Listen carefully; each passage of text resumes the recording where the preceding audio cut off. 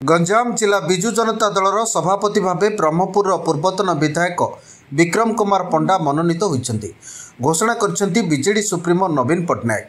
जिला बीजेडी सभापति भावे घोषणा करा परे श्री पंडा को जिलार बहु नेता स्वागत जणाइछंती। आगामी दिन में विजु जनता दल को गंजाम जिले में सुदृढ़ करने चेष्टा करिबु बोली कहिसंती श्री पंडा। तथा विजु जनता दल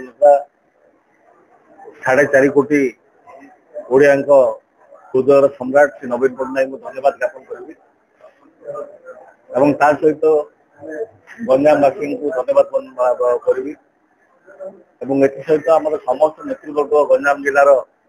सीनियर नेतृवर्ग सहित समस्त युव छात्र और महिला संगठन नेता नेत्री मान समस्त सहमति समस्त सहयोग आज नवीन बाबू मत मनोनीत कर आशा प्रकट कर निश्चित भाव नवीन बाबू जो कथा कहती आम से कथा को निर्देश को मानि चली आम समस्त मिलित उद्यम गंजाम जिला आम जो भाव पूर्व कार्य कर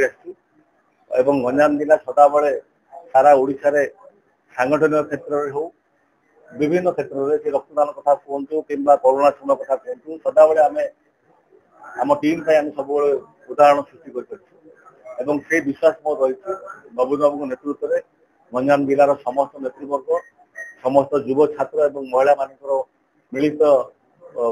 चेष्टा आम निश्चित भाव संगठन को आहरी मजबूत करूँ विरोधी दल भूमिका आम निष्ठापर भाव करूँ ये विश्वास आम रही। देखो नवीन बाबू नेतृत्व में दल संगठित रही आम विशेष चैलेंज ना कारण आपण मैंने जानती गंजाम जिले में हूँ खुद आम नेता जिला एवं सदाबले गंजाम जिला को से फोकस कर विभिन्न समय गंजाम जिला सारा राज्य विभिन्न पुरस्कार पाई समय आज सबू नेतृमंडली मिलित आनुकूल्य आम संगठित रही आम संगठन भी मजबूत रही विरोधी दल भूमिका हिसाब से आम समस्त मिलमिशी आगामी दिन में ठीक भाव निष्ठापर भाव कर विश्वास मोर रही।